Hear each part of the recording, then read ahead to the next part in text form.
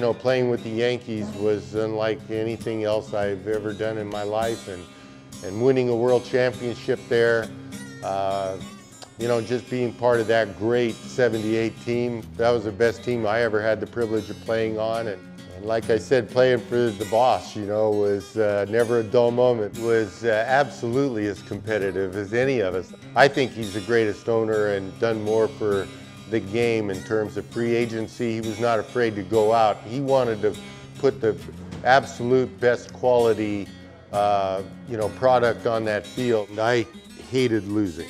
And I guess that's why Mr. Steinbrenner and I got along so well, is he did not like to lose, and neither did any of those great Yankees that I had the privilege of playing for and meeting. You know, my favorite day was at Yankee Stadium was Old Timers Day. They're in a locker with one of those, with each of those great Yankees, DiMaggio, Mantle, Maris, Whitey Ford. I'm going to leave somebody out, and there's so many more, you know. And to set the scenario up for the '78 playoff game with the Red Sox, it would have never been the greatest comeback in history if I hadn't dug us that deep hole.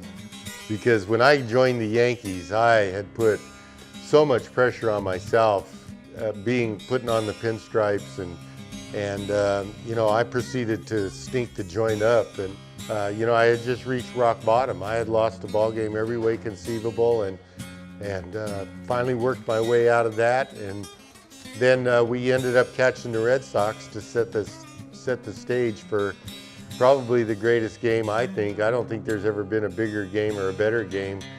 You couldn't write a better script. The Yankees, Red Sox in Fenway Park, and that great rivalry. They hated us, we hated them. The fans hated us.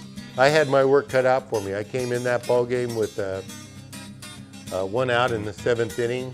I was on the mound. I had a couple runners on, 2 outs, and thinking, you know, this is it. And I had gone to bed the night before thinking, you know, that I'll be facing Yaz for the final out, Yastrzemski. And sure enough, I got to that point, and Yaz came to the plate, and I had a conversation. I started asking questions and answering them on the mound with this conversation just with myself. And I said, one of the statements I made was, you know, why are you so nervous? You know, why are you so nervous? You've always played the game for the love of it and for the fun of it. And I said, what's the worst thing that can happen to you? Yaz stepped in the box. I stepped on the rubber, and the first pitch to him was down in the zone. I got 2 runners on. The game's on the line, 5-4. 1-run lead in Fenway with Yaz up. The next pitch was a pitch that was pretty much down the middle of the plate, and